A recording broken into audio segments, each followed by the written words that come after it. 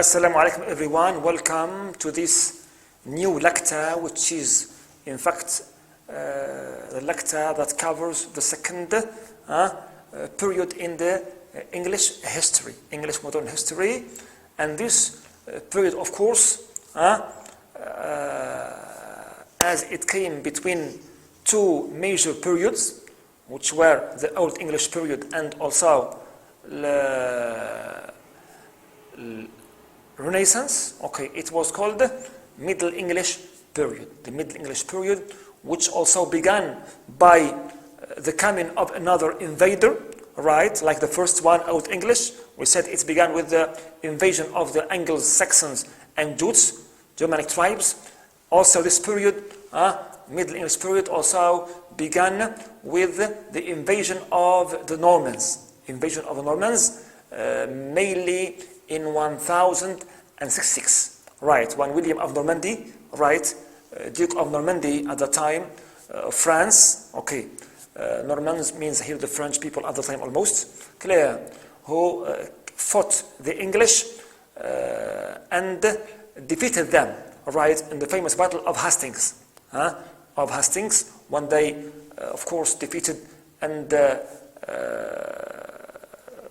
got the control of England from the hands of King Harold II at the time of England. Clear? So, with the coming of Norman invaders, England, if you can say, started a new era, new age in its history. It was the Middle English era, Middle English, period.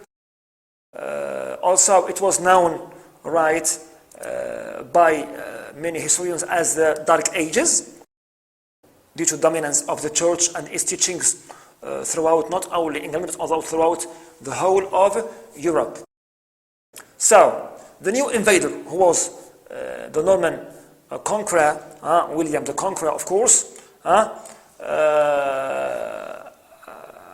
over the control of England, and of course, the Normans, they imposed their French language, clear, their French language on the different English official institutions, mainly courts, colleges,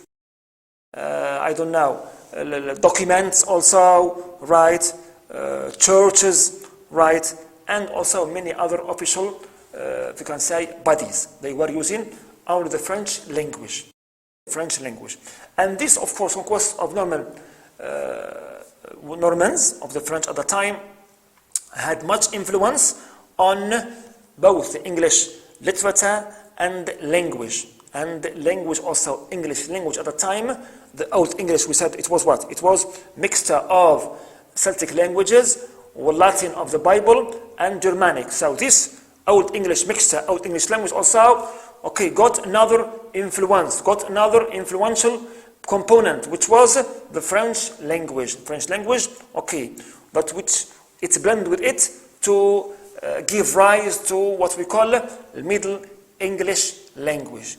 So Middle English language was a mixture of Old English language and the Norman French language. In fact, the Normans, they influenced all life aspects: language, literature, and even social structure.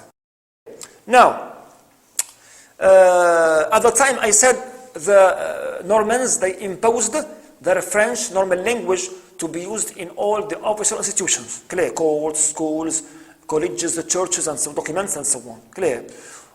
But how about the Old English language, which was at the time also existing in England? Yes, but it was used mainly among the commons, who were the majority, clear, the English people, right, who were invaded, colonized, kept using the Old English language, right, Old English language, but over time, I said, this Old English and the Norman, they blended, got mixed to give rise to a new linguistic, body, which is the Middle English language, the Middle English language. Good. Now, as we can notice here that the Middle English period was a bit long. It covered the years from 1066 till 1500. It means from the 11th century till the 16th century. So here we have almost 5 centuries. That's why historians here divided it into two major periods. Two major periods to show clearly the evolution of the English language during that period and how it influenced also literature, the Middle English literature. So they divided the Middle English period into two major periods. The first one was called the Anglo-Norman period. The Anglo-Norman period, it began from 1006 till 1340 was the date which marked the appearance and emergence of Chaucer. Now, the second age was called the Age of Chaucer. Geoffrey Chaucer, who appeared, and excelled in popularizing the Middle English language of his own, of the vernacular English, Middle English language, thanks to his writings. Now let's begin first with the Anglo-Norman period. So here, as you see, or we can say, during this period, there was a mixture of both the Old English language and the Norman French language, but the dominant, we can say, language was the Norman one and the French one, which was still being imposed and used in the official institutions, and among the official also authorities in schools and so on. And the English was still in weak status and used only among the common people, the commons, the peasants, laborers, and so on. But after the coming of Chaucer, I mean in the period of the Age of Chaucer, things here changed completely. Why? Because Chaucer was a famous poet and he could write many literary works which were popular, clear. And in these works he adopted and he used the vernacular English, at that time. It was also a mixture of Latin and Old English, but the dominant component in it was that vernacular and common English, which was used by the commons. And thanks to Chaucer and his works, the vernacular English at the time became popular, widely used, and became the norm in writing. And also, it restored its status even in the official institutions. It means this new vernacular English became also used even in the official institutions. Clear, in the courts, in schools, colleges, documents, so on. Clear. Why? Because Chaucer could popularize through his works this standard of language. He could standardize, clear, the English language and the Middle English form of it to be the norm at that time. Clear. And like this, he could reverse the order to make Norman component in that Middle English language weaker than the English one. English one. Good. So we can summarize and say in the first Anglo-Norman period, the French language, Norman language was dominant. But with the coming of Chaucer, things has been reversed and changed. The vernacular English, which adopted in it that common English language among the people, became the norm in writing and even in the official institutions.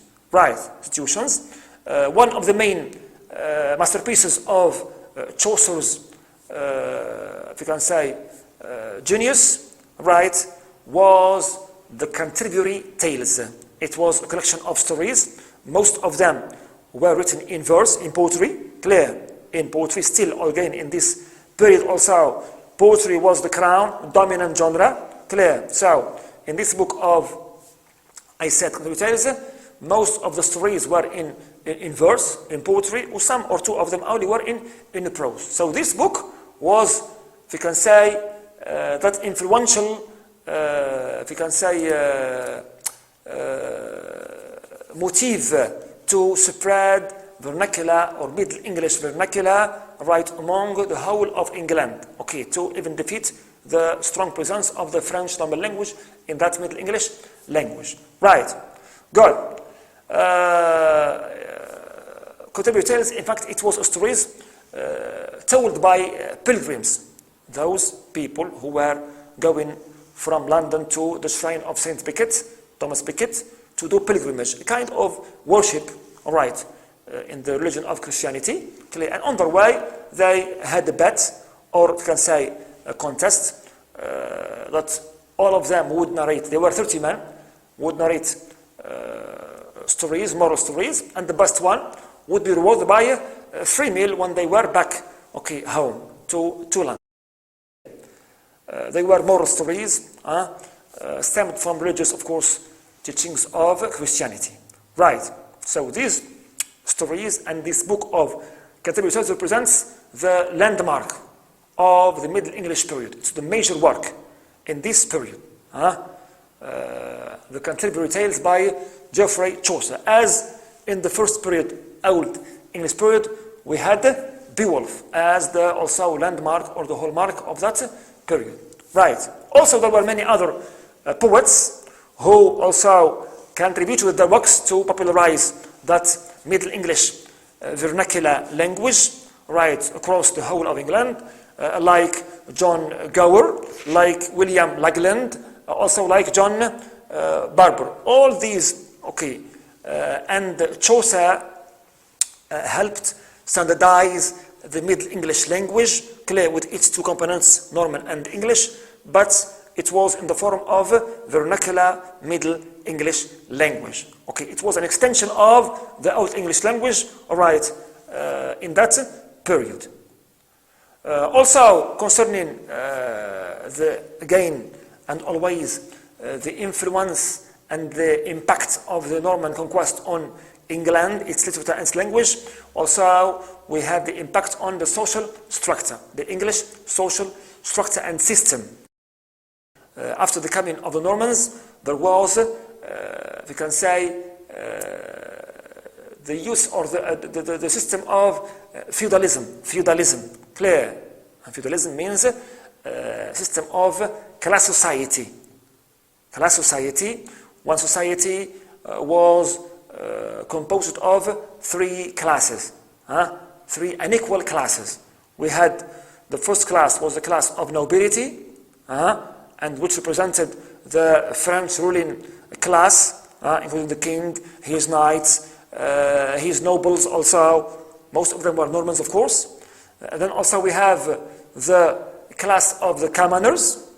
These were the common English people who were peasants, workers, laborers, and also some merchants, and so on. And these were using, as you know, the vernacular Old English language, at the beginning of this period, till it became later Middle English language.